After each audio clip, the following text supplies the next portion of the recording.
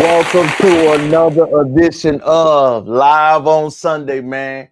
It is I, your gracious host, King Crowder, back with another edition of giving it to you hot takes like we normally do, baby. Comment, like, subscribe, share the channel. Drop what city you're in, by the way, man. Tell me how your holiday weekend was, what you got into, who you got to holler at, how that was the family food, or whatever, everything else you had going on. If you are new to the channel, I'm your host, King Crowder, based out of the state of Houston, Texas, baby. Thank you for tapping in with me like we normally do on Sundays. We chop up games, we give things, and we talk about future events and what's the current state of America. Like I said again, y'all, comment, like, subscribe, share the live, Tell your boy how you doing. Shout out to the Crowder Game, man. I want to let you know, man. I haven't done this in a while, man. Drop the city too, bro. I never talk about what city, what states we in, but I know I just talked to my people and see you out soon. Once we cast that 1K mark for all my people, we will have a raffle. I'm giving back bread like I did when the 500 hit.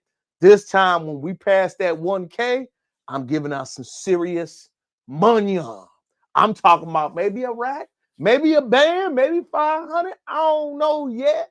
Once we pass that lane, because I want to continue to pour into you like you pour into me, man. So stay tuned for that. Also, book of the week. You know, a lot of times when we talk about studying, learning, and how to learn yourself, people don't understand what is their actual learning path. What they tell us in school is kind of like outdated in a way. It's a book, Frames of the Mind, y'all, by Howard Gardner. An awesome read. Take a picture, screenshot it, pause the video. Frames of the Mind is what I recommend that you add into. Why? If you are a parent, you need to read it. If you're going to college, you need to read it. If you're going to trade school, you need to read it. Why do you need to read this book? Number one, you need to learn. How do you learn? We are never taught in American educational system how to cater to ourselves and how we need to learn to teach ourselves. A lot of people have no idea. I'm just going to break down a few of the things. What type of intelligence style are you? Are you linguistic? Are you musical? Are you mathematic? Are you spinal? Do you learn from the body? Do you learn from hands-on training? Do you learn from written format? This is something that everybody needs to add to their repertoire, their library, their function, and to have in there so you can learn how to educate yourself when you read stuff. Of course, I'm into audio format like YouTube gives us, but I do believe everybody must learn how they learn. That's the main part of school that nobody ever teaches us. Remember, here, I want you to learn all the bullshit, and I want you to learn everything that is applicable to your life. Also, something else to add to your library, Crowder Gang. My book, always. I got something new I'm working on. 2 new things I'm working on that I'm going to be dropping real soon. But add this to your library. Black Friday sale, everything. Things I wish my parents would have taught us. By me. What I talk about in that book, things parents would have taught us. I talk about you, man. The emotional side, the relationship side, the dating side, the harsh side, the reality side, the side that nobody tells you the bullshit you got to deal with as an adult, man. Nobody ever tells you how you got to go to work and deal with your coworkers you don't like. No one ever tells you how to mentally prepare through a breakup or once you're going through something that happened in your life, a tire go flat, somebody yell at you, how to assimilate friends. Nobody ever tells you how do you create your own friend group when you move with a promotion, when you go through a job, when you move into your military service, whatever your path is. That book, I think, speaks to you, not just on your level right now, but the level you're going to be heading to in your adult phase of life.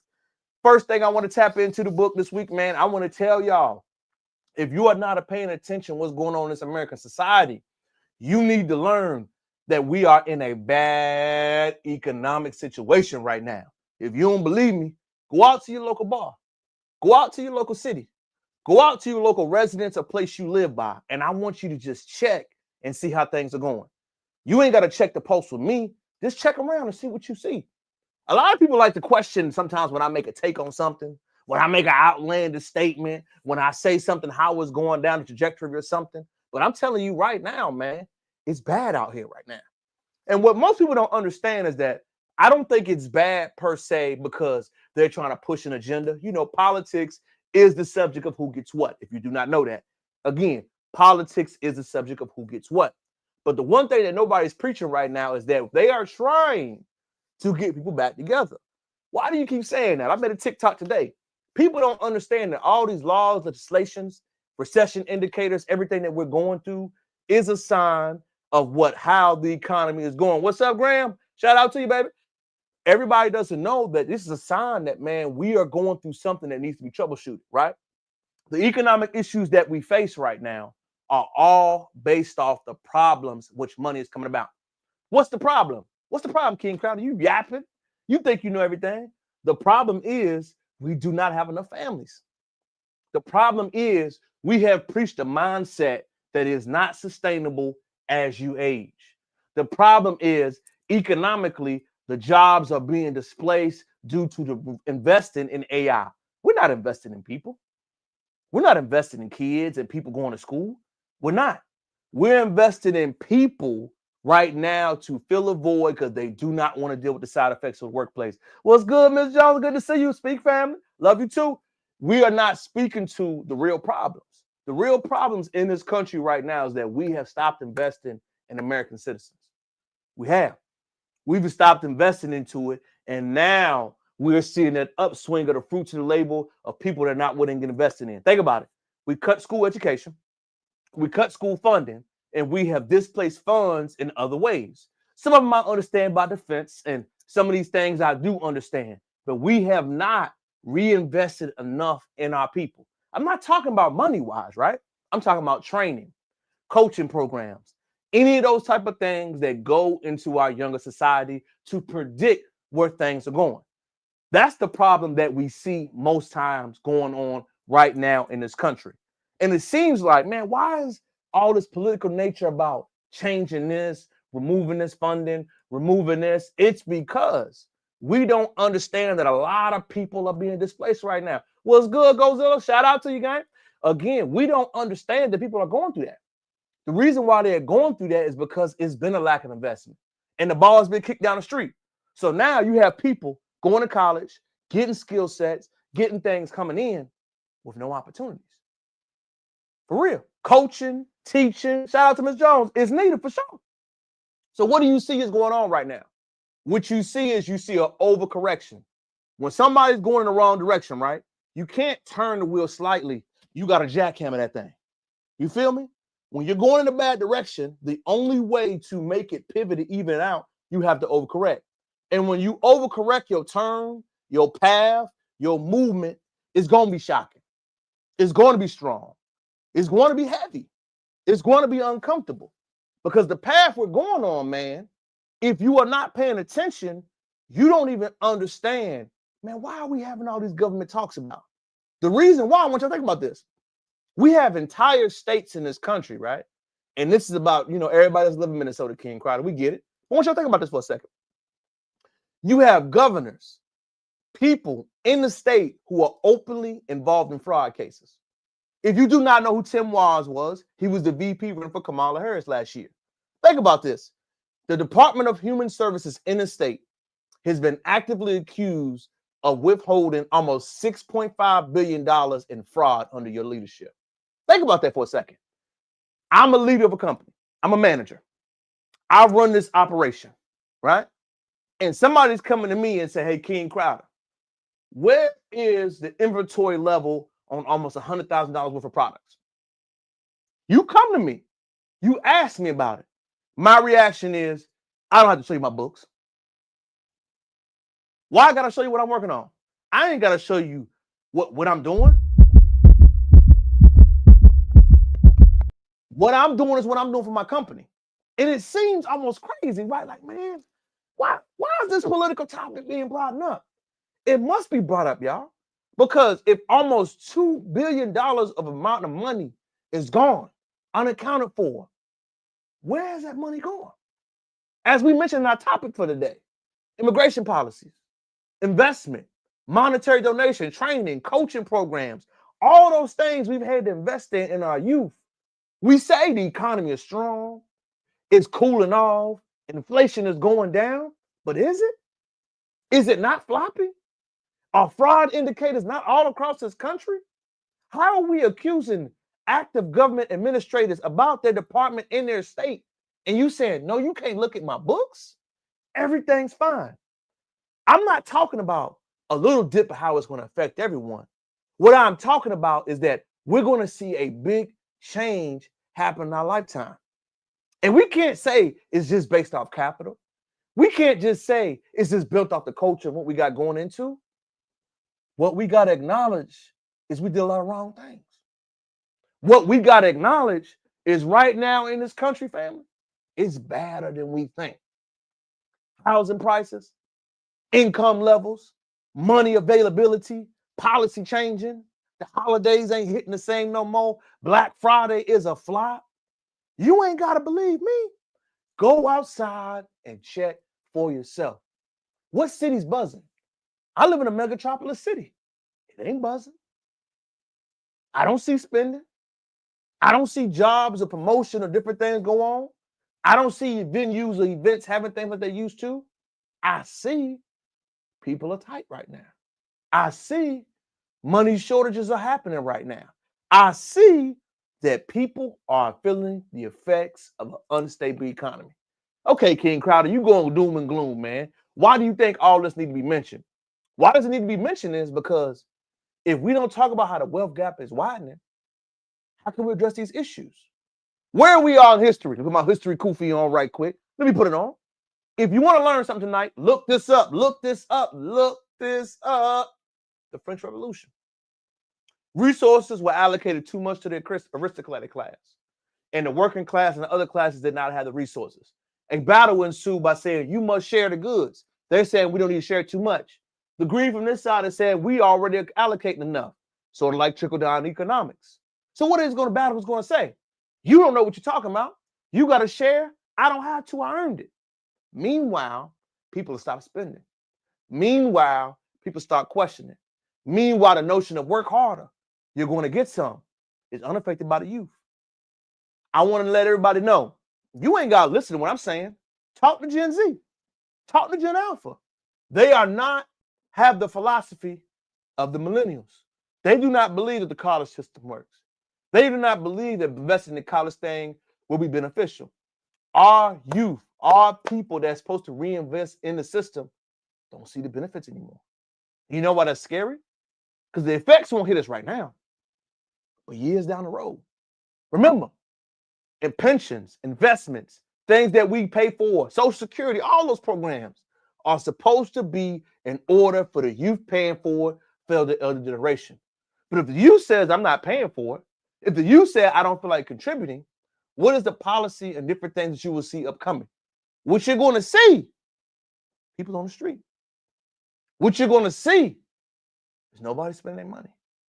What you're going to see is what we have right now in a struggling economy. I know it may seem progressive. I know we're going to break it down step by step as we go into policy, music, changes, corporate, and everything that's going to go around. But in this opening statement, I want to shed light on everybody. Don't believe me. Go outside, touch grass, get off online, go outside and see.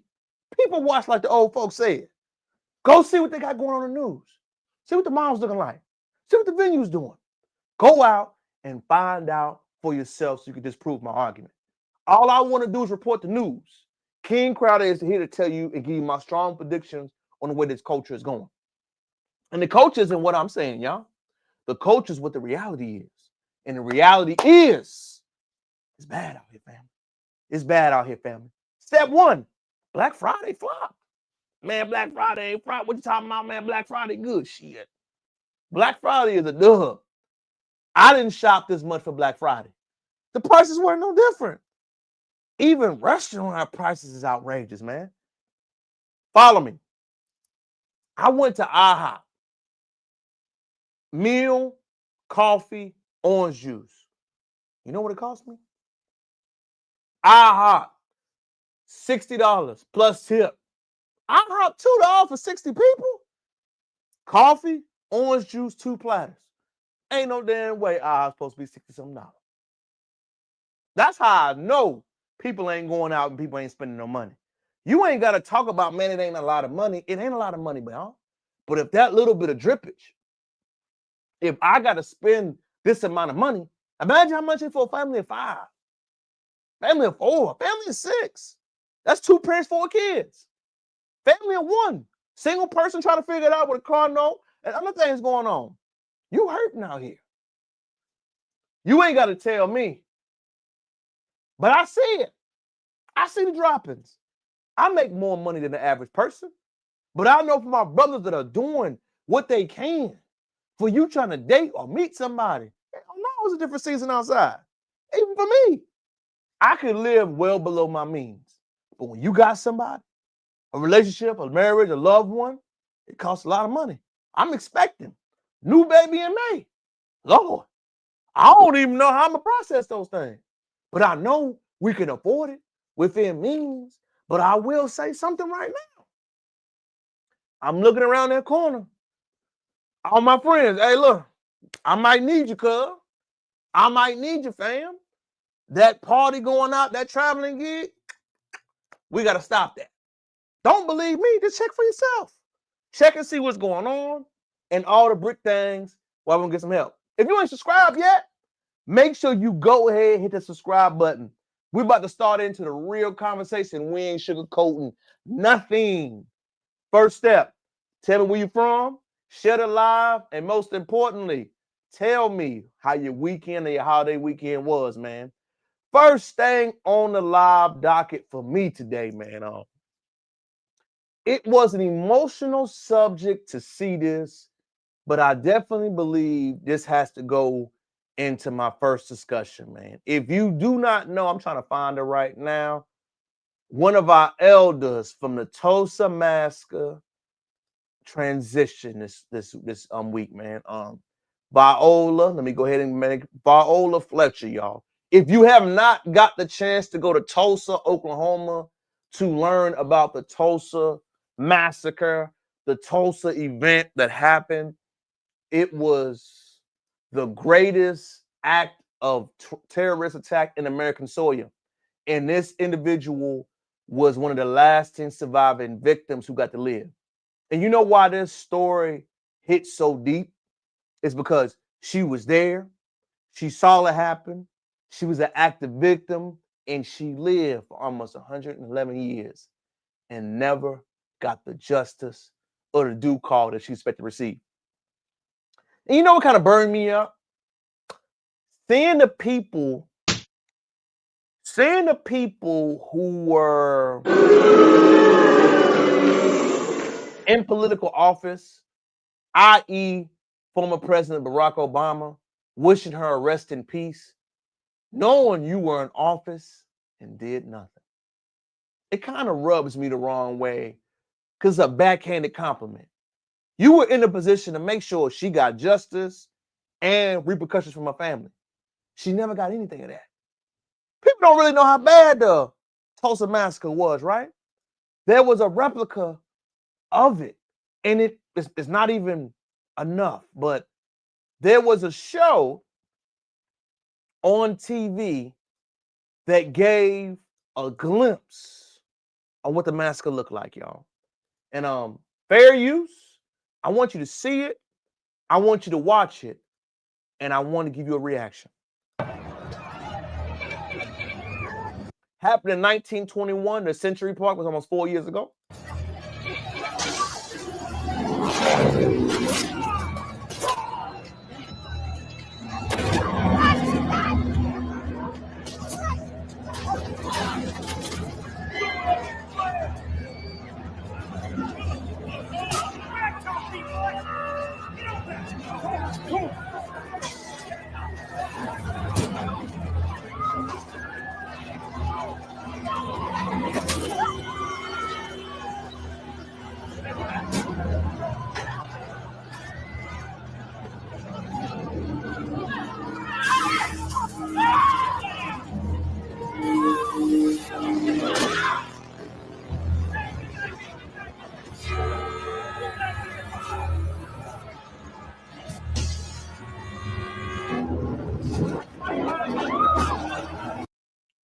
All of that is meant to show a glimpse on what happened, but I'm going to give you the vivid details.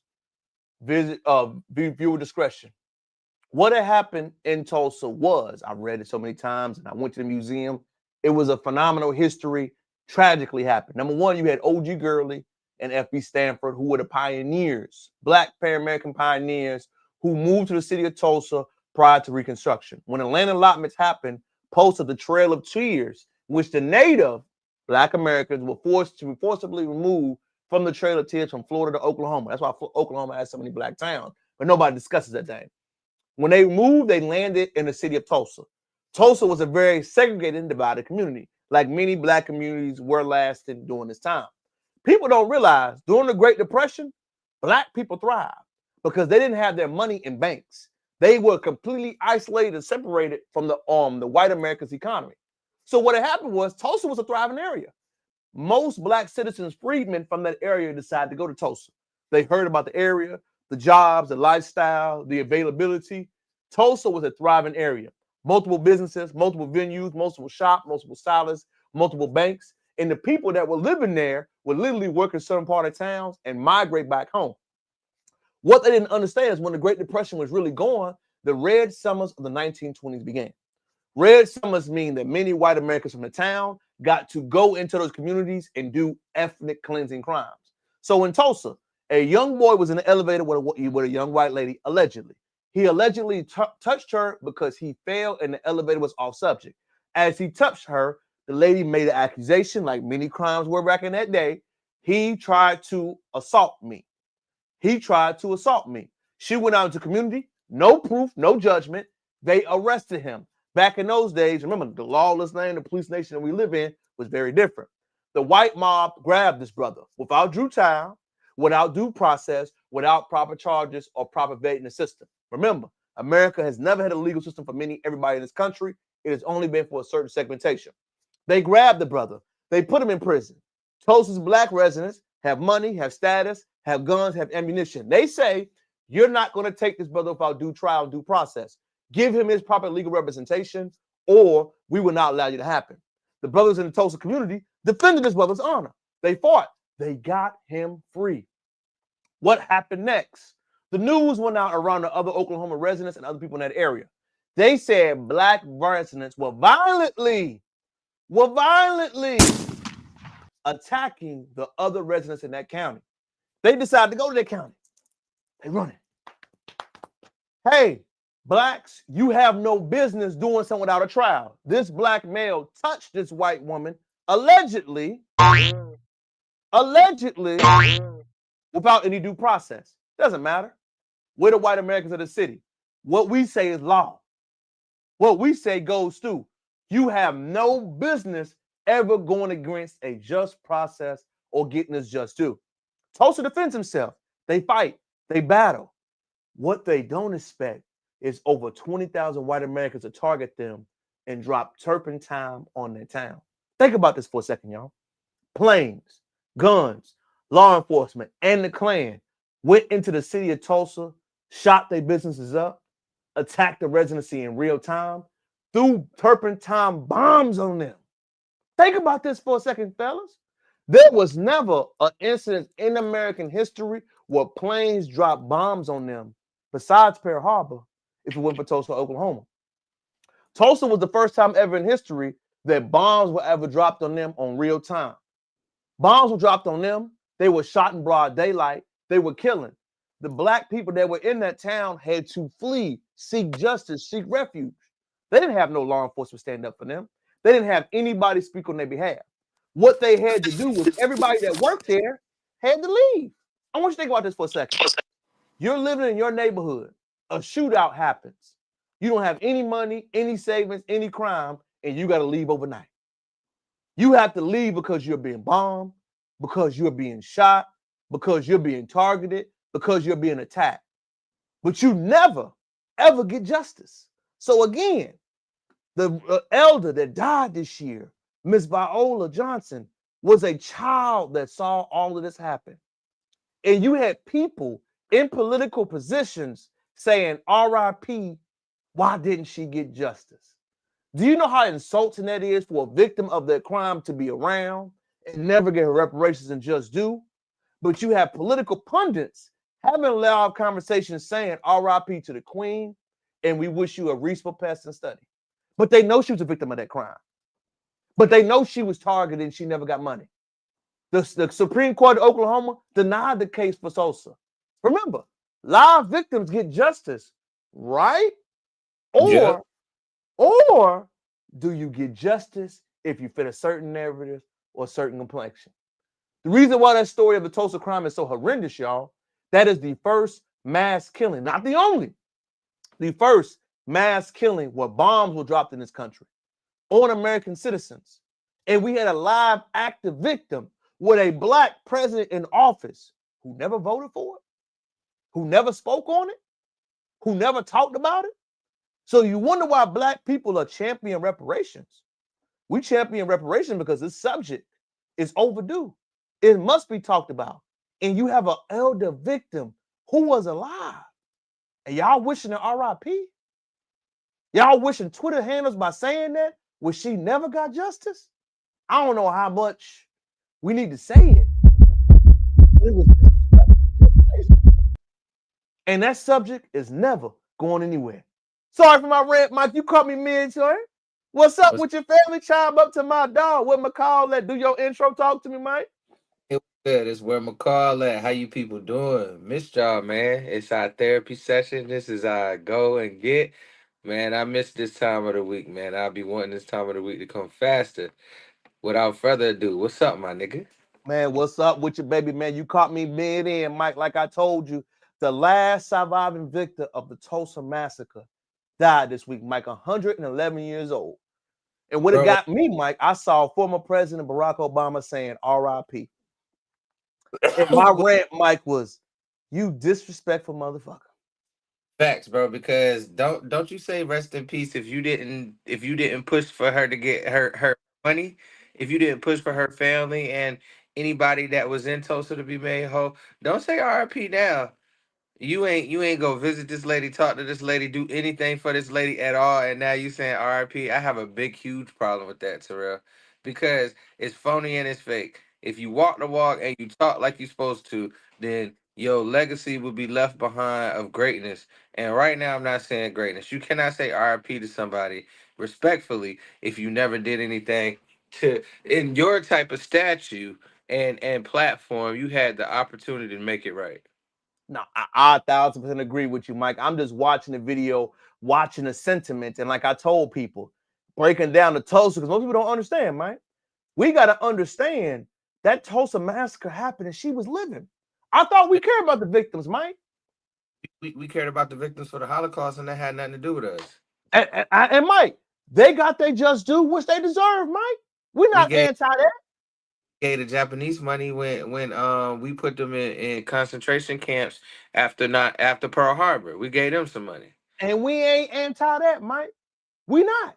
We're just saying if consistency goes, somebody that was there that saw it happen, what's the difference? Why Explain, elaborate. when we put people in jail wrongfully, they get $1 million settlement. Mike, so much, man. And then, like I said, that subject, and I think that they don't understand that the subject of reparations ain't going nowhere, man. No, not until we get them. Uh-oh, Nobel Peace. Obama was out here serving soup lines, meat bets, and he was symbolized just in PR. No substance for the people. Nobel Peace. He always rocking with him, Mike. You ain't lying, family. I don't want to hear a damn thing. It's distasteful, brother. Facts. Like, man, you out here bumping your gum saying RIP. Do you know how disrespectful that is, bro? Don't RIP me if you ain't ride for my cause. Man, look, Mike. And like I said, again, this lady was a surviving victim, man. Yeah, the last survivor. The last. Mike, and don't Yeah, forget, Mike, 2 years ago, I went to Tulsa. Last year, I went to Tulsa, Mike. There right. ain't no development there. I went to the museum. Oklahoma State University might have all these buildings around that damn place. Why they get all the investment? You mean to tell me this lady who's a victim of this area, who lived here and saw it happen, and y'all ain't never think to go see it? Hey, no matter how you feel about 45, 47, President Trump, he ride for his people, bro. Hmm? No matter what you think, no matter what you say, his base, he ride for him. He's showing how he felt. I don't like him. Oh, well. Oh, listen, man, we got to get past this point, Mike. I don't like somebody. I don't care, bro. What you do for me. Politics is the subject of who gets what. Don't get it confused. I ain't got to like you do business with you, Mike. I ain't got to respect you to do business. We got to get past that point, man. I don't give a damn what you do. A lot of people don't understand you can make money and not give a damn about somebody. Mike, I don't care, man. Because people are playing chess out here, but I do like the way we going, Mike. I do like our millennial status with our political, because we ain't championing it, Mike. We ain't fun. I love the energy that we're going through. I just want it to stay. Because Yeah, like I bro. said, go ahead, fam. Like this in the beginning, holding Yeah. holding our black leaders is responsible and accountable. Like, hey, nigga, you want this vote? It ain't just gonna be because you black. What's up? Show me the result. Well, remember, Mike, we are going from that chain and logic. We shaking it off, Mike. Remember, we was in the college, Mike. What we were taught? Assimilate. Don't say politics. Mike, we went to the same school, you know. Don't talk about people. Agree. Be agreeable. That's what Hampton taught us, Mike. Be agreeable. You got to unlearn that bullshit. Facts. You got to unlearn that I want to be the way we are. You got to unlearn that. We were taught wrong. That's the truth, Mike. I admire a white person not gonna give a fuck how you feel, and they gonna tell you they fuck with Trump and why. Like, Mike, can I say something too, Mike? I ain't got no problem with it. All this, man, we got to get past this political correctness bullshit, man. Ain't nobody politically correct out here. Don't nobody give a damn about your feelings, your thoughts. You got to vote for your best self-interest. facts. What directly affects your community. That's it, man. All that playing it nice, playing it solid, playing it cool. Listen, man, we ain't got to be cool to do business. All this, we align, Mike. No, I don't care. I care about black empowerment. That's it, man. I don't give a damn about nothing else, Mike. Period. But it took me a while to get there, Mike. Like you said, it was a boldness of us talking about it. Because we were taught, Mike, we said we went to the same schools. But when you look at what everybody else doing, Mike, on to our next subject for the evening, Mike, don't let this pass the news. Major record labels are pressuring Spotify, Apple, and other service-based companies, Mike. They got to inflate their prices or they're going to remove their music off these sites. Mike, they ain't saying it's going to pay the artists more. You peep that? What it do, Zo? What it do, Zo? What it do? Man, we got everybody in here tonight. They rocking with us, Mike. Hey, but on this subject. Hey, Mike, check this out. Go ahead. They have to overinflate the prices because one, music industry is dying. So record labels and stuff like that. I'm not trying to pay nobody no more money. What I am trying to do is charge my audience more money, so I can save home. You know what I'm saying? But they need to be like the Arizona T man. He just changed his prices out of how many years, and it was cool. Like, it didn't have to go up. You're not giving me, if you're not giving me any more features, if you're not giving me any more things that's worth monetization, then what are you raising your price for? Just like we keep buying these damn iPhones and they the same iPhone, and we paying $1,500 Hey, now. but Mike, I didn't notice Apple done fell off a little bit, Mike. I ain't been seeing Apple been, you know what I mean? I ain't seen no new iPhones like that. You seen them, Mike? I've been in these streets. I ain't been seeing a 17 like that. I seen like maybe 2, 3 people with it. You feel me, Mike? Apple falling off. Like they really got to understand, like y'all, bro, y'all doing too much. I'm sorry. The phone costs too much, and you not really giving me any major. I think the most major breakthrough was from the 5 to the 6 and the 6 Plus. After that, maybe we got an extra camera, maybe we didn't. Maybe we got a faster Intel processor, maybe we did it. But these phones are looking just the same, same features. And y'all want to charge for too much. So I think same thing with these platforms, like the record labels, like what y'all doing now? Right. We don't need y'all. I mean, if the artists keep getting smart, I mean, they need to pay for the touring side, Mike. What they need y'all for? But I mean, I don't get the benefits no more. But think about it. Apple, we don't know how much Apple is charging somebody to. Actually, bro, it's not hard to get your music on Apple Music at all. I don't even think you got to. I don't even think you got to pay. I think you just kind of like, if you already have a subscription, you can upload your shit. And that's with Spotify as well. You can just go through the process and upload your shit. And it might not cost anything, like pennies on a dollar, bro. If it I did costs not know that, Mike. So it's that simple to go through that process. for sure. For sure. Mm. I What? mean, like, Mm-hmm. so like if you got an artist like my little cousin, he's a very good artist. He ain't wasting no money in the studio. That nigga record that shit at the crib. Hey, I like the way it sounds. I'm putting it out right now. Like, you know what I'm saying? I mean, truthful, the big corporation, everything is being decentralized. Look at what we're doing, Mike. We Right. decentralized. We coming to you live, giving opinions in real live motion. Ain't no, man, ain't no set. All we got is cameras. We learning as we growing. We can see the progression, man. Facts. So, like you saying, man, it is really a target. But to see them saying they're gonna raise prices, like what we getting for these raised prices? Bro, but at the same time, Apple, the upper hand is in Apple and Spotify. Because they, Mm. hey, okay, raise your price. At the end of the day, millions of people are streaming music. No one's buying CDs, no one's buying records. Facts. And They I don't don't even think they ever will now, Mike. It's over now. they don't even make cars with CD players. So like, you know what Facts, I'm saying Mike. Facts. about it? Think about it. The first thing you do when you get I'll say 85% of Americans who have a car with that capability, the first thing they doing is Bluetooth in it, and the second thing they doing is Apple Music or Spotify.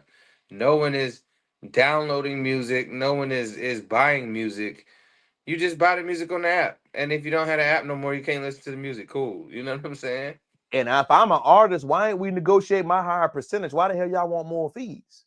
What the hell we Right. talking about? Like, where's the percentage coming from? It's because they're losing money. They're losing money left and right, bro, and they trying to find a way to bully the streaming platform to help them with that loss. Mike on there with another gem, man. Mike, like he always does it. Mike with another gem.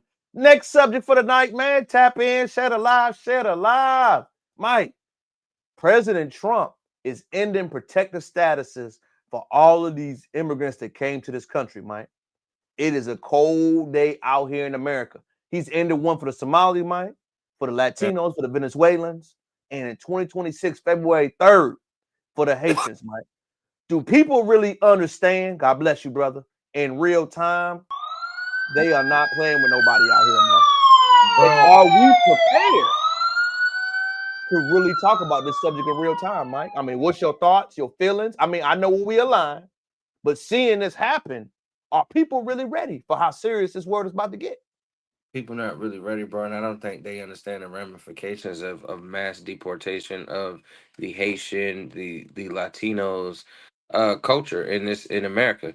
But I'm gonna tell you what he not putting a stop to. He not putting a stop to people coming through the Canadian borders or our borders to the east or the west.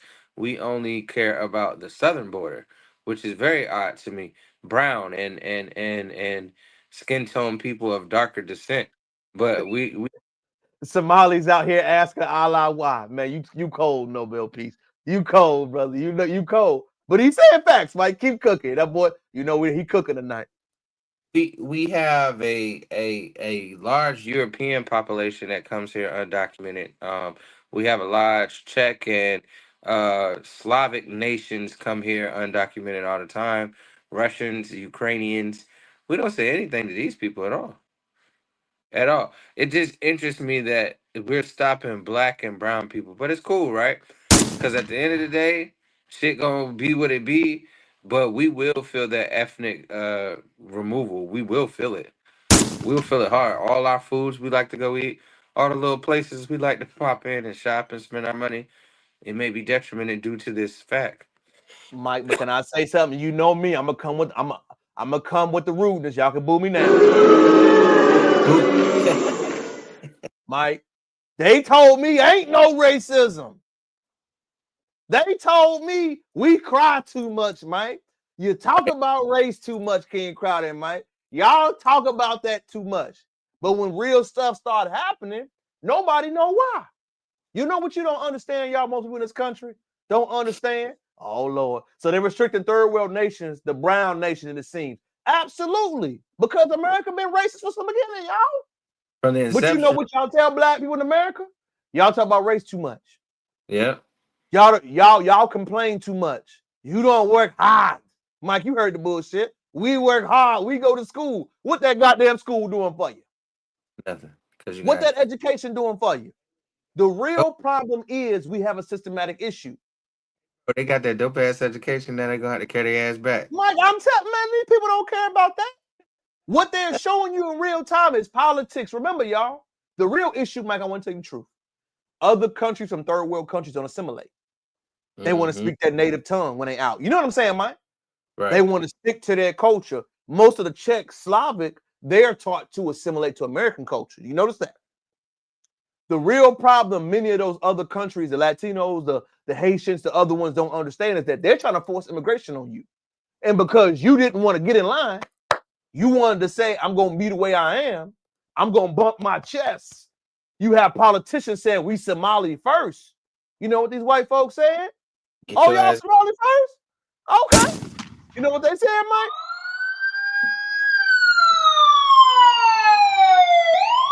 Listen, people do not understand American history, Mike. The reason why black people talk about American history so much so you can learn from it.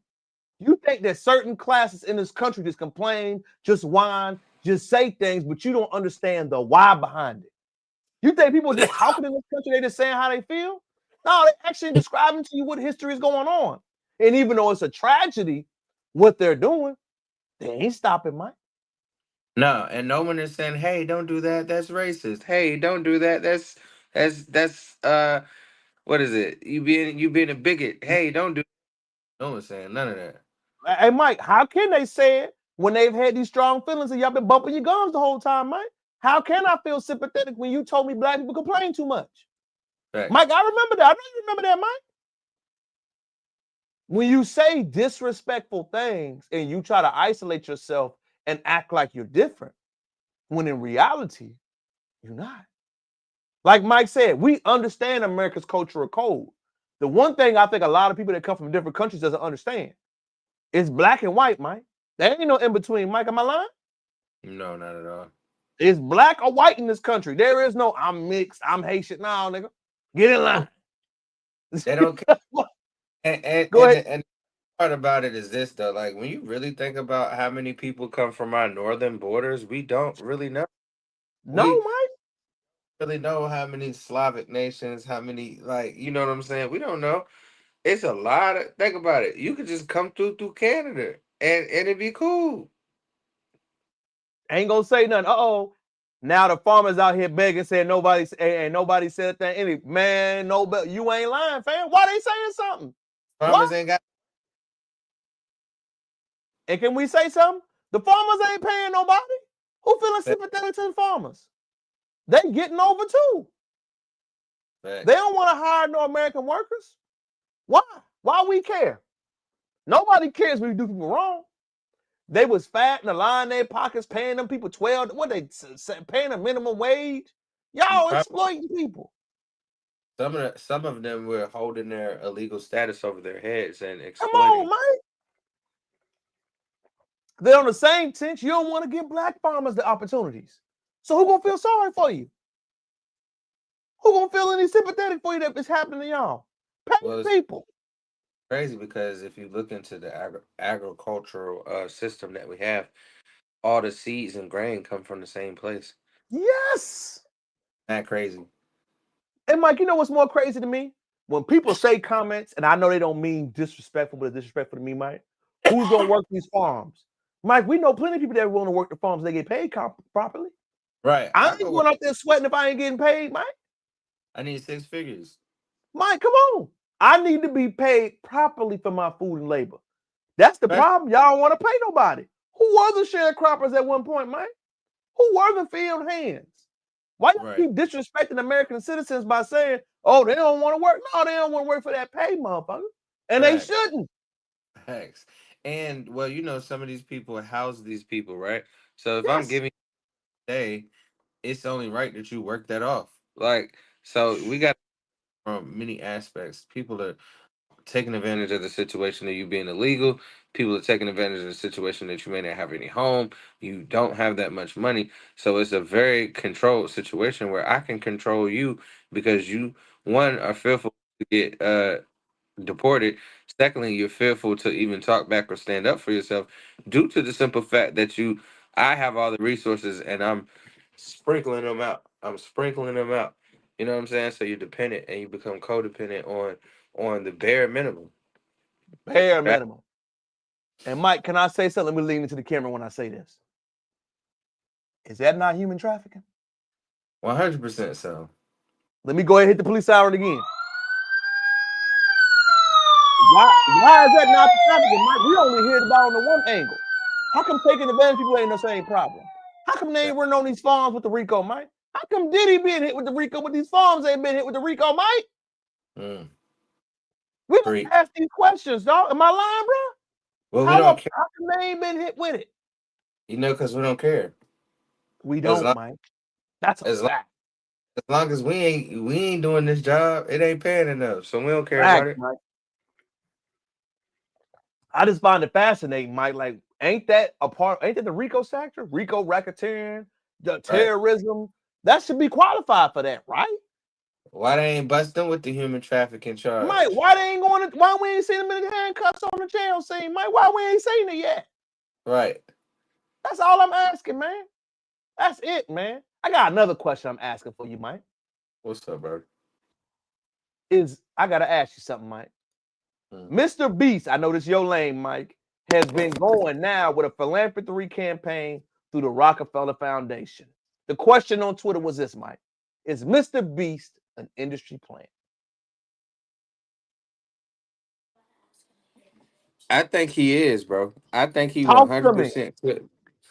I think he 100% could be. I'll say this, right? He was on the scene for like a kind of like he's like Castanet but white, right? He was on the scene. Mm. He was the number one streamer, and he became super famous.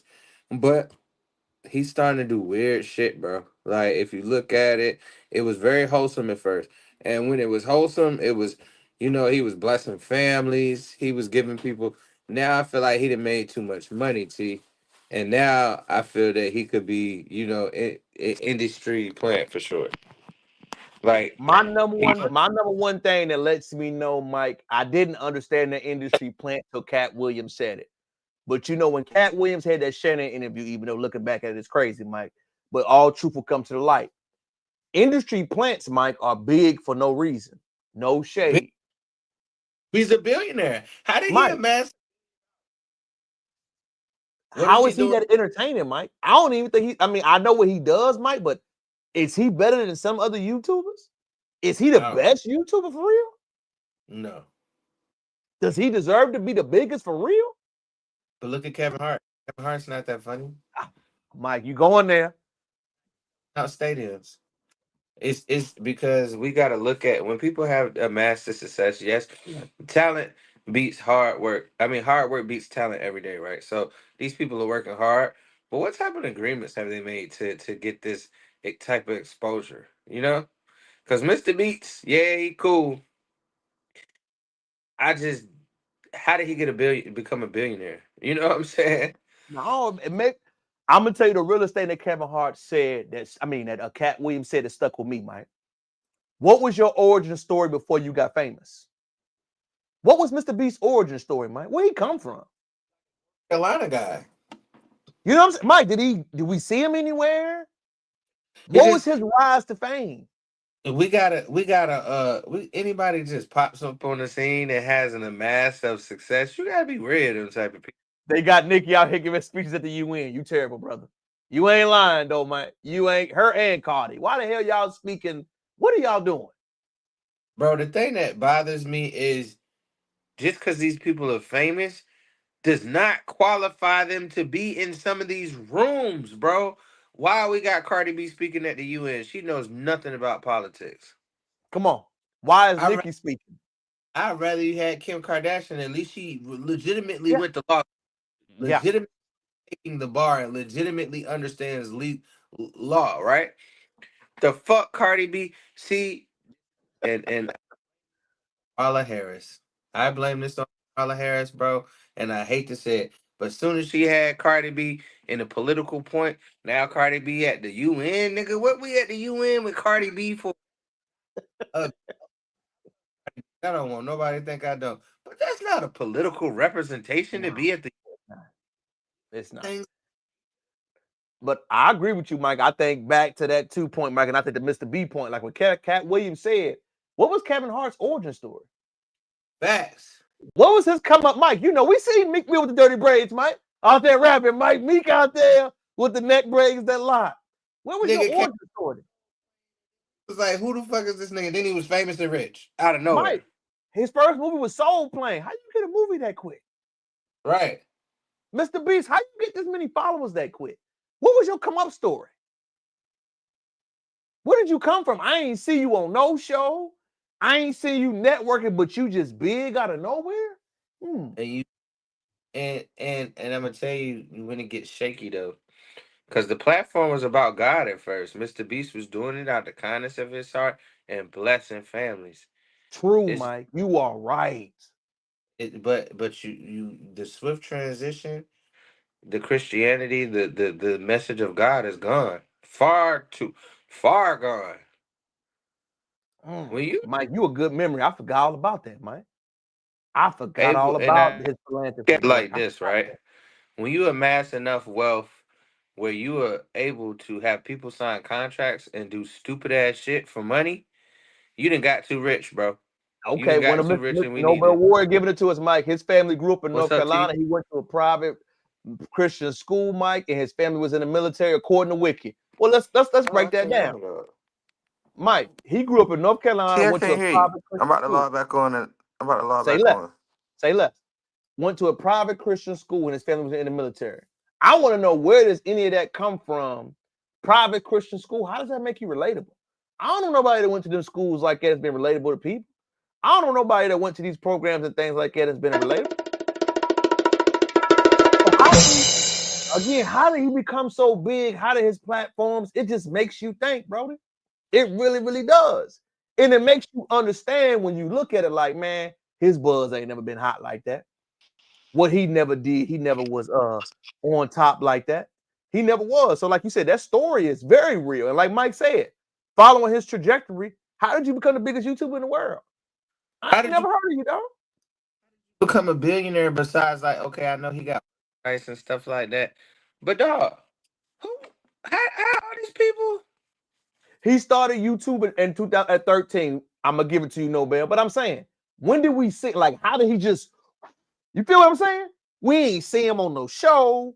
We ain't see him really. It does make you think, like, damn, man, was Buddy a plant? I Did mean, we ever see him anywhere? the Kevin Hart thing is real too. We haven't seen No, it Kevin is. until Soul Plane, nigga, and then all of a sudden he's the #1 comedian over Dave Chappelle. Like what? No, when Cat was saying that stuff, Cat was hitting real point. Like I ain't never seen Kevin Hart on the road. For real, for real. I didn't see him do big venues, but we ain't never seen him on small venues. Like, I don't know if you knew it, Mike. Did you ever see him? I ain't Nigga, never seen him in no damn Funny Bone. yeah, that's what I was about to say. Did that nigga ever come to your town and do the funny bone? Nigga? Bro, I don't even remember it. Like, he just was just big. Like, damn, how does motherfucker get this big? Where did he get Right. this following from? It makes you wonder, Mike. The same way, Mike, and to change the subject, we got to keep it live going. Me and Mike get the cooking on the subject. Charleston White spoke on something real today. Michael, you know the way I feel. We're going to watch the video, Mike. Then we're going to give our commentary afterwards. Fair use, you too. No, to New York rappers, but New York rappers. That's why them niggas ain't in the charts like us down here. That's why Atlanta and the South been ruling for what, the last 20, 30 years? Well, New Yorkers feel if you don't know who Max B is, you're uncultured. Do you agree with that? Most people are uncultured. We don't eat pizza that they eat. We don't go to the bodegas. We don't know battle rap. So we're very uncultured compared to New York. Don't nobody, like Pimp C say, we don't play that bullshit down here. Actually, we don't play that bullshit down here, nigga. Put y'all records on one side of a store, put our records on another side of a store, and see who sell the most, nigga. Don't nobody listen to that bullshit, nigga. Nobody listen to New York rappers, but New York rappers. That's why them niggas ain't in the charts like us down here. That's why Atlanta and the South been ruling for what, the last 20, 30 years? Because we're uncultured, nigga. We got a Southern culture that we embrace. And Timberlands ain't part of it. Being cold in the snow with fur around our heads, that ain't our culture, my nigga. We play outside at Christmas time in shouts. We don't know about Puerto Ricans. We don't know about the Statue of Liberty. We didn't smell the dust from the Twin Towers. So we ain't tuned in to that New York shit, my nigga. We respect it. We salute it. But y'all on the island, nigga. That's why y'all got Rockers Island. I am a hip-hop expert. Mike, is Charleston outrageous or is he speaking facts? Bro, he's speaking facts, bro. I'm gonna be real. We haven't had a very good New York rapper since Pop Smoke, period. And after Pop Smoke, it was getting kind of sketchy before Pop Smoke, but Mike, after you forgetting they hottest, Mike, was 6ix9ine.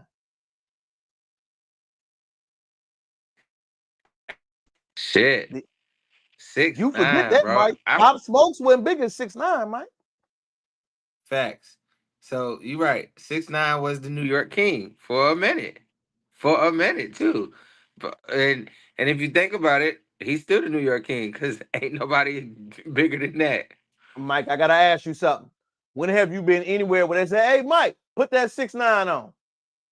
I ain't been nowhere where they said put that Jay-Z on, put that New York shit on. The Southern shit get the women dancing. That hard New York shit, that shit don't get the women dancing and the women partying at all. That shit make you want to fight. It's the mood. The mood will shift if you play the New York shit. And then, bro, they got the drill shit. And who the fuck really fucking with that? Uh-oh. First, no hip-hop records on the top 30. Fact, you spitting, Nobel. You spitting. I'm going to tell you my take on it. And I'm going to take a shot at New York, and then I'm going to give a real hip-hop take. Sorry, New York. Mike, you know my rant. Damn, homie. In high school, you was the man, homie. What happened to you? Damn, homie. In high school, you was the man, homie. What the fuck happened to you? Let's start off by saying, don't nobody know who Max B is, Mike. Let's keep it 100. The whole argument started first time since the 90s. Facts.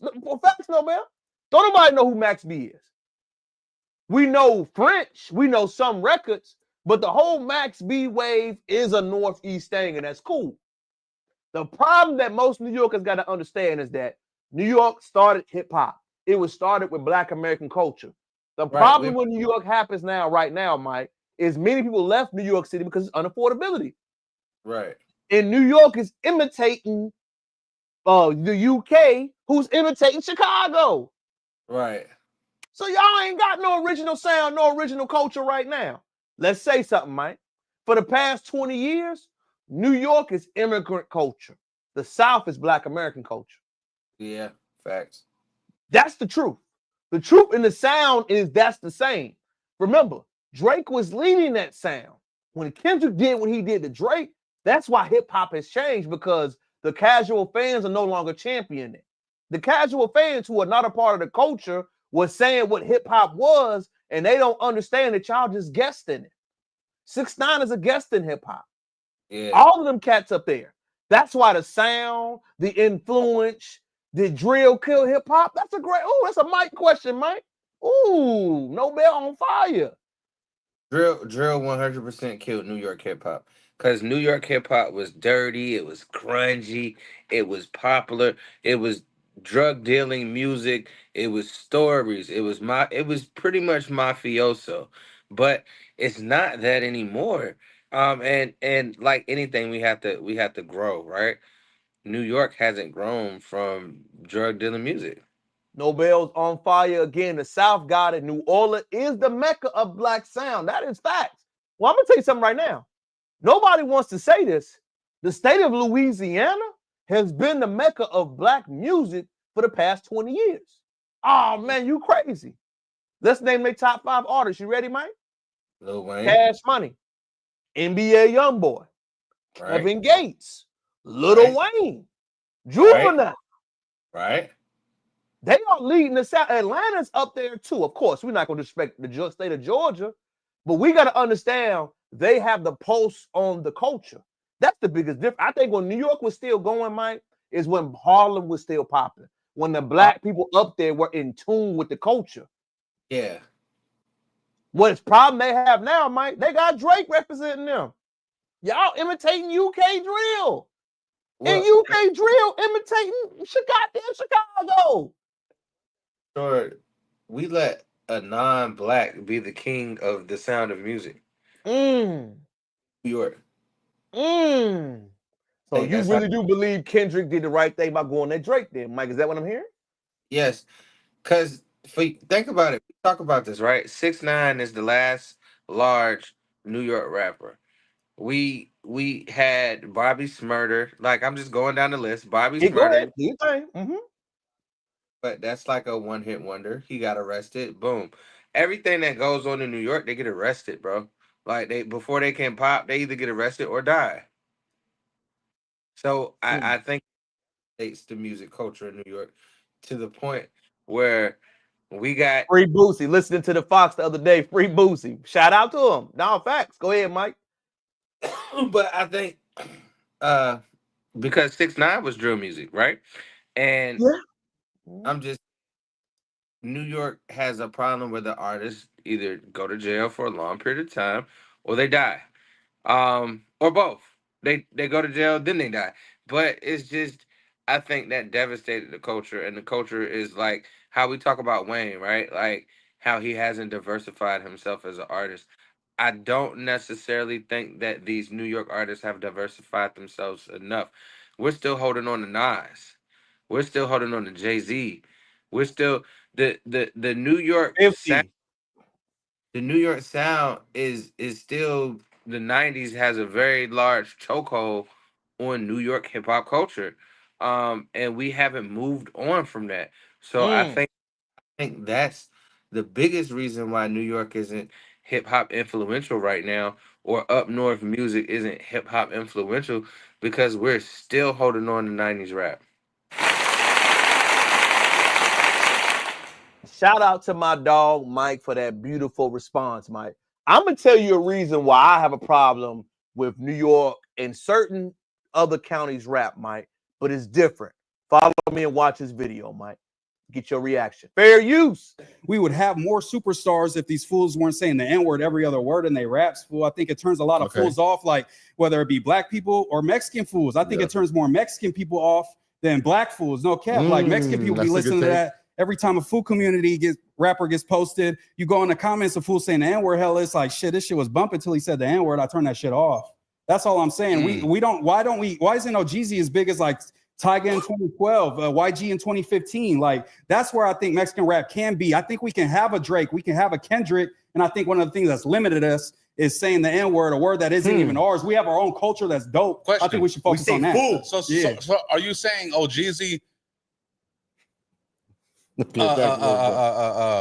that clip. Are you saying OGZ would be bigger if he drops in the N-word? Is that 1,000%? And you can look at I listened to Mexican OT last time I came to LA. I listened to the whole album front to back. That fool didn't say the N-word once after the N-word controversy shit. The clip he had. Mike, your take, family. I think he right though, bro. Because a lot of Mexican people will say the N word, but they have such a rich and strong culture. I do feel that they not fucking with that, bro. Because to them, you play that and you start rapping like that, you immediately emulating black, and that's not what they want. You know what I'm saying? I agree, Mike, and I want to say something. I don't think it's the Mexican people that have a problem with it. I think most black people got a problem with it, Mike. Once I hear you talking like that on record, I'm turning that shit off. I never liked 6ix9ine because of that, Mike. Who do you think you are, my boy? Why do you think? Because New York gave you a pass? No, I don't do that, Mike. And I got Latino homeboys, Mike. I just don't do that. Bro, but the ones that are very respectful already know that's not a word that they should be using anyway. Facts, Mike. And those are the ones I got love for, Mike. But the 6ix9ines, the OTs, Mike, I don't know what it is. If I hear it, Mike, I never play your music again. Bro, and I want to have this point, right? They be like, oh, together, we grew up in the same struggle. You could grow up right next to us, but you didn't live in our house, my nigga. Like, you know what I'm saying? You was the neighbor. You at some point you still had to go home and deal with the cultural aspects of your own culture, right? So Stop using the excuse, oh, I grew up with them, they are brothers. Yeah, but if we say some like hurtful Spanish shit, you checking us. So I Mike, just feel I got a better question, right? And this is just me. Whenever I hear it, Mike. So you gonna call my mama a nigga? right. Where does it start? What does it end? So we just gonna say it. When do you control that in? You feel what I'm Right. saying, Mike? Like, so you could disrespect me when I tell you some people ain't cool with it. But if I say something that's slur to you, it's not the same. No. Right. To me, it's too much gray area, Mike. And like I said, until you address racism that's going on in your community too, Mike, let's keep it 100. So we address our problems. So stop acting like it's the same. No, bro, it's not. So Right. I think the brother had a point, Mike. I would like to hear their artists, number one, speaking on their problems, Mike. They don't. What is the Mexican problems they talk about, Mike?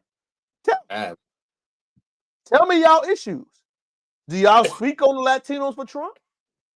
Do y'all speak out? Where's the cultural relevance on any of that type of stuff, Mike? Speak on being fearful about ICE, my nigga. Mike, any of that stuff. Y'all mention Kendrick and these guys like they don't speak on cultural issues that have impact. Do you know how good you got to be Kendrick to speak on black issues? Do you know what Good Kid, Mad City was about? Or y'all listen to that to just listen? Y'all want to have a young boy, but young boy talking about his friends dying. Right. Him being incarcerated, Mike. Him going through problems. He's staying in his culture. Again, I would love to learn more about what y'all got to deal with in y'all real issues. Right. But I hate to say it, Mike. They have the same problem, Mike, that I feel like, and Mike, remember what I told you, dog? Afro beats is gonna fall off. Remember, Mike, we was having that conversation, Mike? Yeah. It fell off because you're not talking about nothing. There is no substance to it. Just like I had that same conversation with Latino hip hop. Where's the substance? Where's the real conversation? Burna Boy canceling dates? Afro beats. When the last time you heard an Afro beat record, Mike? Facts. When the last time? The reason why people don't understand is that y'all want to emulate the party culture without having a real life issue. Music lasts when it resonates with something. Artistry has to go. The culture, we vibing, Mike, we lasting, we laughing, last. We make good music. It ain't gonna last. Hip hop is lasting because hip hop talk about real issues. But he also had huge backlash. I don't know if you know. Yeah. He kicked a lady out of his concert for falling asleep. But the back he had worked about 10 hours, saved her money to come see Burna Boy. And in the midst of her like having to work that day and still trying to enjoy herself, fell asleep. Mike, Mike, he said Black Americans have no culture. He been feeling. Remember that, Mike? Facts. But I can't support that, bro, because no matter whether she fell asleep or she spent her hard-earned money to come see you. So it don't matter if she fell asleep or if she stayed awake the whole time. Why was that bothering you, my nigga? You already got the money. She already paid the money to be there. So I just think that's like, like, hey, bro, I know you're an artist and you sensitive about your shit, but at the same time, when is it too much? Because Mike, I don't keep cooking, fam. Keep cooking. care what somebody do at my concert. The money is already received. Do what the fuck you want. It's like you paid for it. But you got to understand, Mike, culturally, we are taught to be respectful to people. Facts. We're not taught to say a comment, Mike, Nigerians have no culture. We would never say no shit like that, Mike, being in Nigeria. Would you, Mike? Nah. Why would he feel comfortable enough, Mike, to come to America around Black Americans and say, even if you felt that way, Mike, Black Americans ain't got no culture? I knew he wasn't gonna last. Like, bro, what are you doing, fam? And that's the problem. Go ahead. And we showed you how much culture we got. And Mike, you know what he wasn't ready for, Mike? When you disrespect people, bro, people don't forget, Mike. Yeah. That was the icing on the cake. You disrespecting that lady. I've been turned your music off when you said Black people ain't got no culture. Why you looking like us, nigga? Right. Why your song last is a Brandy song. Once I heard that, Mike, like, bro, what you talking? Bro, you getting too cocky. Right. You think you too big. When you think you untouchable, Mike, you lose. Your largest song, you ain't even saying shit, but yeah. Mike, come on, bro. You got the talking greasy. Got no words in your song, bro. Mike, you got the talking greasy. Mike, that's the problem, Mike. And people don't like to say it. I have with the immigrant community sometimes. Y'all acting like y'all ain't doing something we've been doing, fam. Thanks. Hey, we was happy that you had your record, dog. We was happy that you had your sign. But why you gotta punch down to people? Yeah. Why you gotta talk greasy now, man? They have no culture. These niggas know. Bro, you emulating what we got going on. Why you on live talking like that? And we showing you in real your shit ain't like that, nigga. Come on, man. Why you feel so comfortable being disrespectful, my boy? In America. In America, Mike. And then when you base the backlash, what Mike said about you talking to a lady that sacrificed her hard-earned money to do what she said, and we hear these things, now you want to play the, man, they don't like me. No, that's the problem. Y'all fell off because y'all got too cocky. That's the problem, Mike. We like Afro beats. Mike, I don't play none of that shit now because the way y'all was talking. And I knew, Mike, the run was going to be over because I'm looking for, when they going to talk about the Boko Haram, Mike? When they going to talk about African inequality? When they going to talk about all these Christians getting murdered by them in Nigeria, bro? Mike, when is the song going to be talked about it? But no, y'all want to be last, party. We want to be good, Mike. We want to have our money. We want to be straight. That's why it's going to fall. Mike, I knew, he going to fall off. He going to fall off. Right. He going to fall off. And we don't wish bad on nobody's career, Mike. But remember the girl Tyler? I'm no black, I colored. Oh, you know black. Oh, okay. Burner Boy. I'm no black. I'm Burner Boy. These niggas have no culture. Oh, okay. And you think we still gonna support you, fam? Facts. Everyone eats off us. I'm glad we're gatekeeping the cold. Millennials are bringing back pro-black. We're looking back 20 years upon a resurgence of FBA sharing with us. Absolutely, bro. Me and Mike had that conversation. Nobel, you are absolutely right, brother. The whole notion that we're going to take disrespect, we got to act like that, it's over with. Again, me and Mike went to the same college, Nobel, right? And at Hampton, they teach assimilation. They honestly don't teach pro-black, Mike. I'm going to say that from my opinion. What do you think, family, before I speak for you? That's what pro-black at Hampton University was Sharif Dejanet. And the Honorable Mr. Watson, yeah. And I'm going to throw Dr. Robinson in there, Mike. She was a little bit radical. I don't know if you heard Dr. Robinson. I didn't have her. Dr. Robinson, she was a history teacher, Mike. First day of class, she called somebody a cracker. Oh, man. Mike, I wasn't ready. You feel me? But like you said, Mike, the people, they were taught a little bit about us, Nobel. We went to a university where HBCU that did not teach pro-blackness. I'm serious. First day, bro.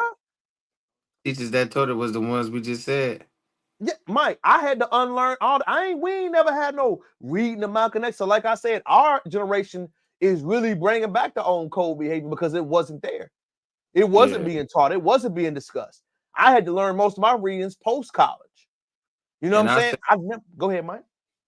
The travesty in America before it was us getting our tribal identity taken away from us.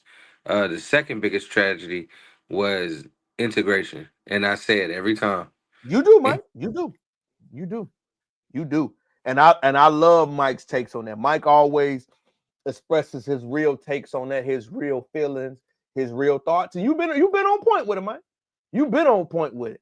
You know what I'm saying? And I think it's a great conversation. I also think, Mike, this is a conversation, Mike, I would love to get that I saw this week, y'all. And change speeds before we go because we got a review this week, Mike, for you too. We got another request, dog, for you. But I'm gonna play something that I thought was amazing. The difference between we need to have a conversation, y'all, about all this AI investment. And I believe this Asian brother, Mike, I want you to listen and give me your opinion. Broke it down. Fair use. In good technology and bad technology is that good technology reflects the user and bad technology reflects the inventor. As inequality grows, these two groups are growing further and further apart, which is why we have so much useless technology. Like Meta is trying to push these stupid Ray-Ban AR glasses. This is not a particularly new concept. Google tried this a long time ago, and it didn't work because nobody knew what to do with it. But if you listen to enough tech guys talk about AR glasses, you will hear the same use case come up again and again, which is, hey, what if you could look at a building and learn more about that building? And the answer to that is, I don't know, I guess, maybe. But the reason this is the use case that always comes up is that this technology is made by and for a guy who just moved to San Francisco to work in tech. It's a guy who moved from somewhere, and now he's in this big new city, and he is baffled by all of the buildings, and he wants to learn more. Meanwhile, regular people don't care about buildings. Or if we're curious, we'll just look it up on our phone, which we already carry all the time. Same thing with these, the AI agent. That's what they're always telling you. Someday we're all going to have an AI agent who will handle our administrative tasks. If you hear a tech guy talk about this concept for long enough, eventually they will tell you that someday your AI agent will be able to make dinner reservations for you. It's always dinner reservations. Once again, this reflects the affluence of the tech worker, who is also too socially awkward to pick up a phone and make a quick phone call. Tech guys are always talking about dinner reservations. Meanwhile, regular people can't stop complaining that Chipotle costs too much. We're talking about lunch being unaffordable, while big tech is making a machine that tells you the price of lunch. This is why problems don't get solved. The real test for new technology is, would you feel embarrassed pitching this in the third world? Imagine you went to some slum in Mumbai and knocked on somebody's zinc roof and just leaned your head in and said, hey, don't you guys hate making dinner reservations? Mike, you always ahead of the curve when it comes to those tech conversations. I thought it was a phenomenal conversation, Mike. It's an extreme conversation, bro. Because, okay, AI is a good tool, right? Right. But what is AI but just Google with a voice? Truthfully speaking, it can, yes, it can help you formulate a sentence, but you need to be able to write the sentence before it makes your sentence better. AI is a great tool, but it's gonna be the laziest man's worst curse, because we're gonna get so dependent on this artificial intelligence, and it's gonna be so intuitive that we're gonna be just riding around lifeless people, just AI making all the decisions for us, bro. The robotics, I work at Amazon, and in my building, it's robotics. What we need to be talking about is how these warehouses that were built were capable, had the capability of 5,000 employee infrastructure. Now, with robotics and AI, it has cut 3,000 jobs out of the warehouse. Now the warehouse is only 2,000 people strong, right? Secondly, they're going to come out with more intuitive technology to be able to cut more jobs. So now it's probably 500 more people in the warehouse. So now instead of 2,000, you have 1,500. We're gonna look up, bro, and this AI and this robotics and everything. Unless you have a job that AI is not gonna be able to maintain and do, all of us are gonna be hungry and in the poorhouse because we're not gonna be able to afford anything. We need to, like, I don't understand. Innovation is amazing, right? But innovation is only amazing because people are lazy. I think the main concept for me, Mike, let me shout out to my dog, Mike. Beautifully said, Mike. To me, Mike, who is going to be able to afford the cost of goods if people keep being laid off? No one. If AI is meant to make stuff easier, Mike, why aren't prices going down? That's what doesn't register to me, Mike, as a businessman. AI is supposed to reduce labor. Labor is the highest cost of doing business. Why is stuff still high? Because the business has already had a status quo of profit with the labor that they have. Just because it's making you got to understand the bottom line is always the number one thing that we look at in business, right? So Yeah. if I can produce this product for the same price with less accessories and less resources and less things that I have to pay for, the price will never go down because now it costs me less to do this. And I can still charge you the same price because you don't know anything about how I'm creating it. But here's my follow-up question, Mike. That will remain the same if the mathematical numbers of employees stayed high. Now let's reduce the employment, Mike, by let's say 15%. You will take a significant hit. You will. Because the price, like you said, Mike, is still remaining high. But your range of people who can purchase those goods or who need those goods will be go. Remember, Mike, most of the people that don't have resources, Mike, are buying. You know that, Mike. Me and you ain't buying nothing for real, Mike. We're not. We buying when we need it. But are we frivolously spending, Mike, like the people that are living way above their means? No. So when I hear them say that, Mike, I always say, how does that mathematically work? Because if you replace those people, you don't give them income, you don't give them job, number one, crime is going to rise. Number one, Mike, the more unemployment rises, crime increases by 2.5% each percentage point. That means more safety, more robberies, more theft, more murders, more criminal rate. Number two, people will have to change the way they purchase, Mike. If I know crime is there, Mike, am I going to that place to buy like I used to? No. I'm going to be buying online Come 100% on, of the Mike. And it's going to be more theft. People are going to be robbing the cart. So, like I said, it's like you said, Mike, it sounds good, but I wonder if that will be able to sustain long term with all No, the variables and things. Go ahead, fam. bro, we got to stop being lazy. That's that's Facts. just that's Facts. just it. The only reason why these things are being created is because we want to take the pressure off of the human mind of being active. Stop. It wants us to stop being active, stop forward thinking, stop all these things, bro. It's not okay to ask AI to do it for you. It's like, bro, I barely like talking to Siri. Now Siri is becoming more intuitive. Now Siri is almost your personal assistant. It's gonna like all this stuff is gonna stop you from being human. The things that make us uniquely human is gonna stop us because you're gonna have a robot doing it for you.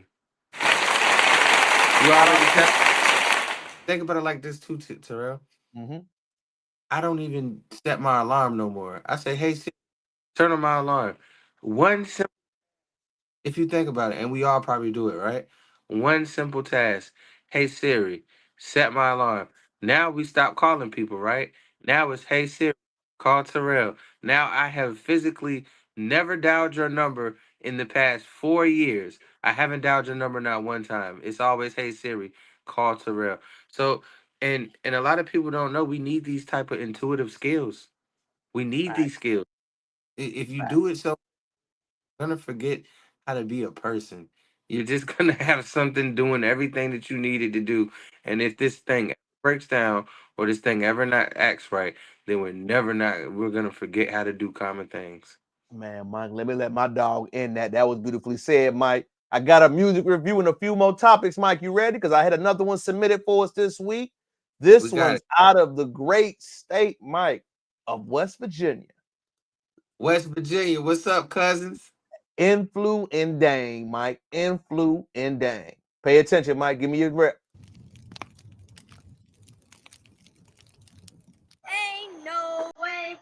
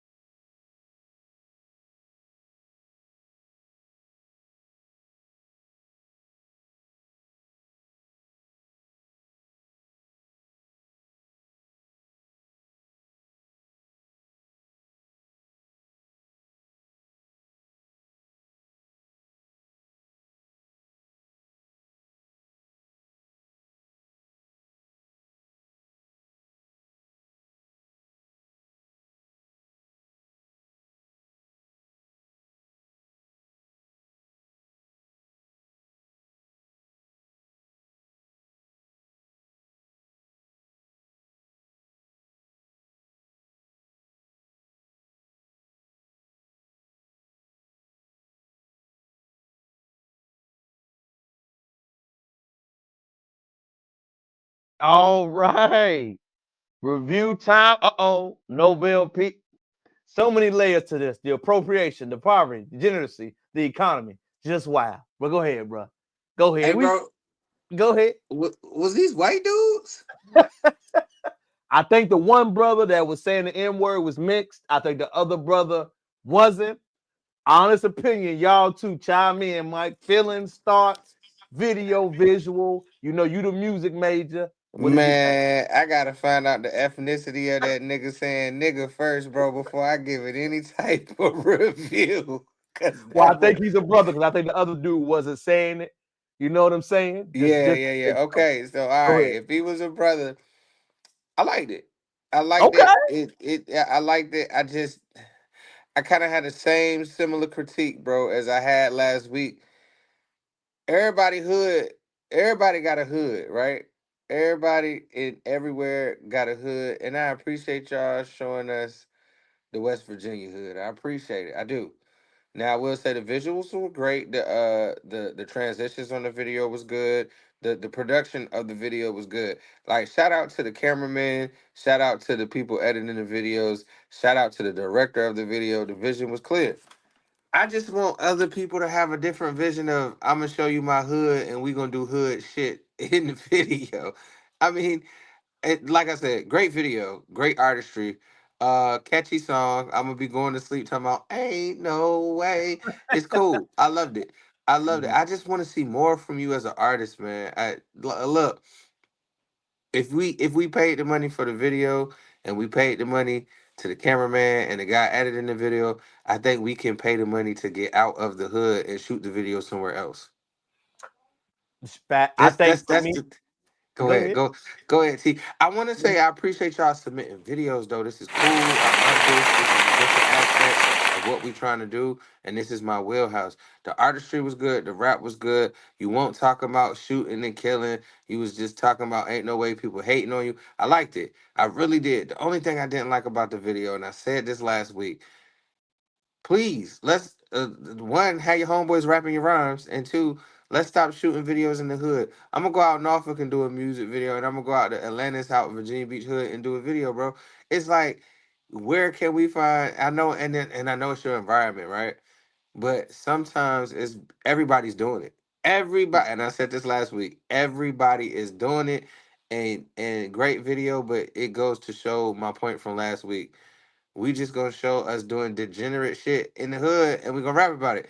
It's great. It's but too many people have done it before you.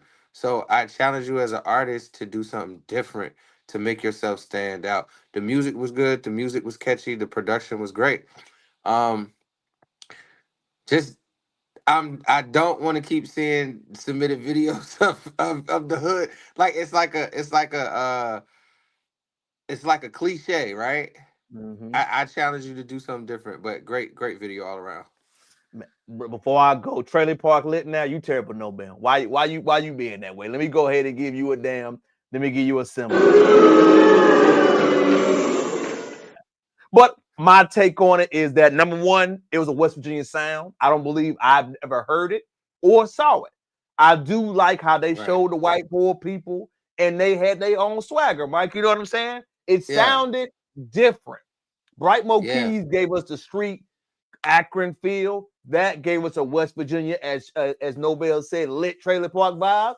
I liked it. The Right. visuals, as you I said, was the liked it. same, but the vocals, Mike, even the wordplay, they had some bars in there, Mike. They had a Yeah. few things. It was different. They weren't promoting stuff. I even like the visual having the kids in there and showing how they Yeah. live it. Mike, like you said, I think they needed, like you said, Mike, upgrade and grow. They look young too, Mike. You know what I'm saying? Both of them like young Yeah. cats. You know what I'm saying? But like you said, artist development is something you must do. But as far as catchy, Mike, could you play that somewhere? It get played. Yeah. It get Yeah. played. Hey, I might even bust that on the in the whip on when we're going somewhere because it's so catchy. Ain't Yeah, no way. And that's the greatest part about artistry is you got the hook down pat. Ain't no way. I'm not gonna forget that. I'm yeah. gonna be singing that. So it's Mhm. dope artistry. I like what you were talking about. You talking about what's going on in your hood, and it's cool. And you have something that what good music always has to have is something you could take back with you, right? And what I'm taking back with me is the Ain't No Way hook. Like, I'm gonna be singing it for the rest of the night for sure. Big facts, Mike. Big facts. Big facts.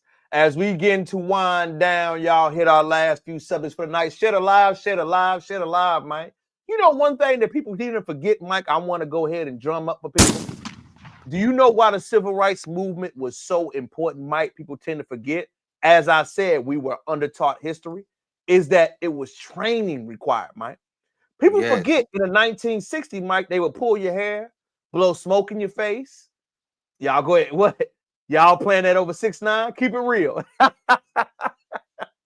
You know what? All right. Well, nobody got a point, Mike. Is we playing that over? Is we playing Ain't No Way over 6ix9ine, Mike? I don't know. Can I say that now? But we don't know. We don't know. You getting it?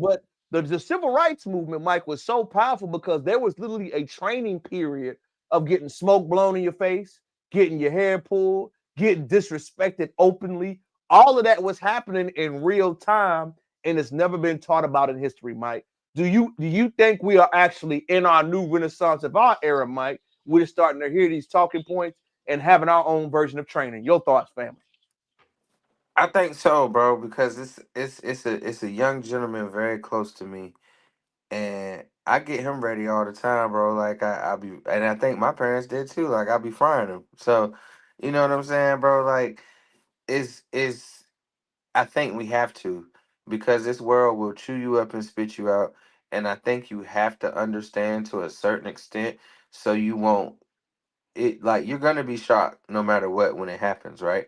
But I think the training comes into place because it'll be subconscious movements along with what the issue or the situation is, and subconsciously your brain is gonna say, "Oh, wait a minute, I've been here before. I've been through this before, and I know what to do." I think it's imperative that we teach our young children some of the things that they could experience, or like you said, training, like pulling hair, blowing, maybe not blowing smoke in their face, but like you have to. We're in warfare, right? You have to train for warfare daily. And it's a wicked world out there, so I think we have to do this. It's imperative that we do this. Just so you know, what's up? No, I'm about to say, to quote the great Fred Hampton, Mike, politics is war without bloodshed. Politics is war without bloodshed. And I agree with you, Mike, wholeheartedly, Mike. We had a conversation on Instagram Live, Mike. 2 people said that song is trash. Throw it away, Mike Line on the live. I said it on Instagram, Mike. He gave his opinion. We moving on to the next subject. Hey, no, check this out. Check this Go out. ahead. Go ahead. Talk this. People, I will not call it trash, and I'm gonna tell you why. I myself am a musician. Now, will I play it every day in my car? No. But I will tell the truth. I do not want to call somebody's artistry trash for my platform, because I don't want to dim anybody's light or anybody's creativity. Now, we all have opportunities where we can grow and get better. I'm not saying those people did not have an opportunity to grow and get better. I didn't say it was the hardest song and I'll be bumping it every day. I simply said it's catchy, and I simply said they were going somewhere.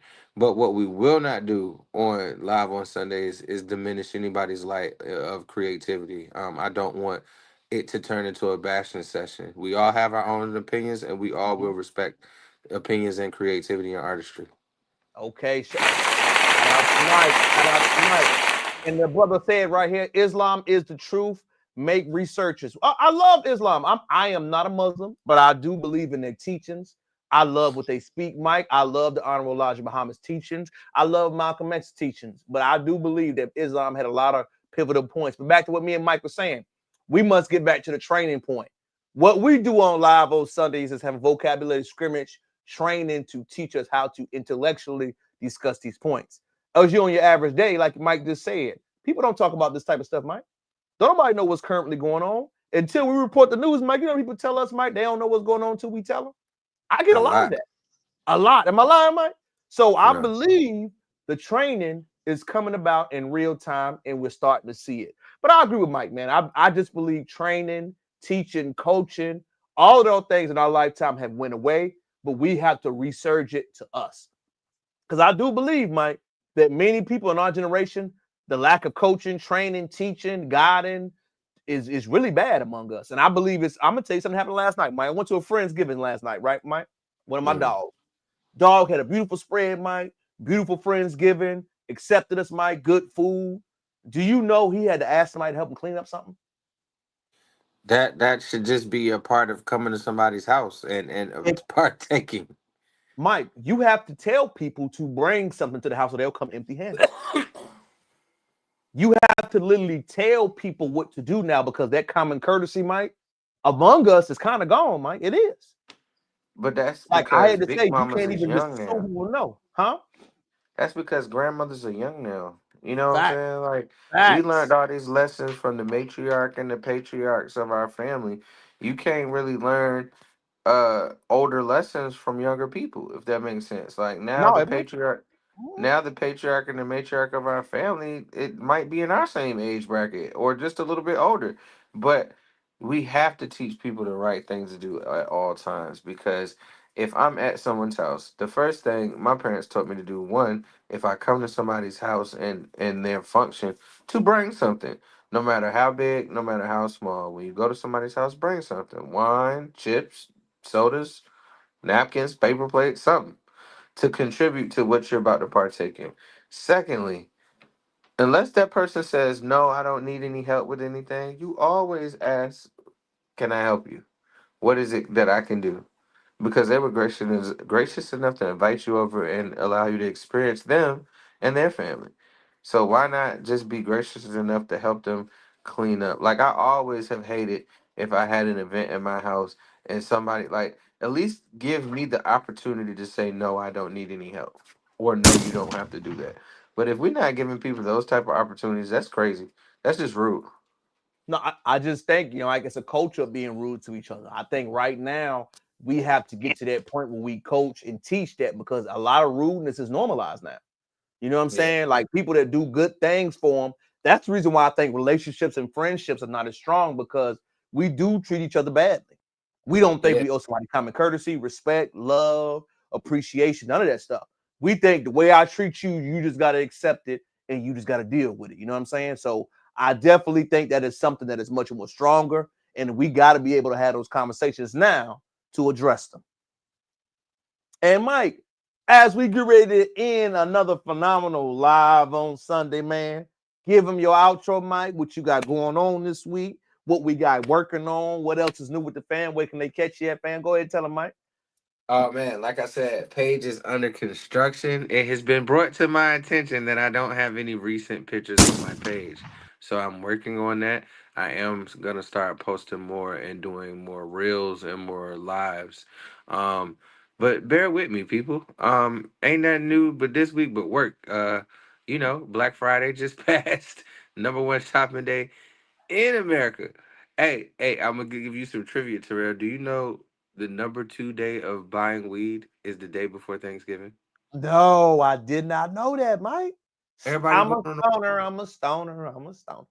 everybody going on a walk with their cousin. But I want Ain't people to nothing realize. wrong with that. Ain't nothing wrong with that, man. It was good. I'm glad you got to enjoy it, Mike. Tell the people where they can catch you at, Mike. Drop your socials. Call that and Mikey McCall on Facebook. Hey, hit me up, man. I did have somebody. I meant to tell you, Terrell. Somebody that was watching the show hit me up, and you know how I always offer prayer or any just encouragement. Somebody hit me up in the DM, said they watched the pod, they were going through a hard time, and they just would like prayer. Good, So man. Go ahead, fam. Lift them up, dog. Do you think? we're gonna go ahead and do it right now. Oh, Mm-hmm. gracious and but God, we come to you as humble as we know how. Father God, I like you to touch the person that DM me asking for prayer. They had a loss in their family. I ask you to wrap your arms around them and comfort them, give them strength to go the days to come, and also give them peace that surpasses all understanding. Father, I don't know the situation, but you do. I ask you to just be with them, Lord God, in their time of need. In Jesus' name we pray, amen. Hey, man, shout out to my dog, Mike. Beautiful word, beautiful lesson, Mike, for lifting that person up. I hope your family's good, man. Hopefully you get to enjoy the holidays and try to uplift yourself and have a great time. Definitely think that was a beautiful thing and a beautiful thing, my boy Mike. Hey, appreciate you, Nobel. Pop in with it, baby. Don't forget, live on Sunday. Thank you, man. I know you love tapping in with us, man. New followers on everything. Blessed for you, favorite for you too, man. We love you. Chop it up with us, man. Stay tuned. We always gonna shout you out, baby. I promise you. Mike, until next time, family. Peace. My dog Mike, man. In the round of applause, that building, man. Another one, y'all, for us. I want to go ahead and give my people this lesson, man. While we ending it, while we showing another ending for a live on Sunday. Share the live, comment, like, subscribe. Make sure you check on your people. This upcoming week, this Saturday, I have an event, man. I should show y'all the flyer right quick while we doing it. Do I have it posted? Yes, I do. Let me go ahead and show you. If you are in the Houston, Texas area, if you are in the Houston, Texas area, you're looking for something to do this week, we are throwing something for BMBC, man. Please, you are invited.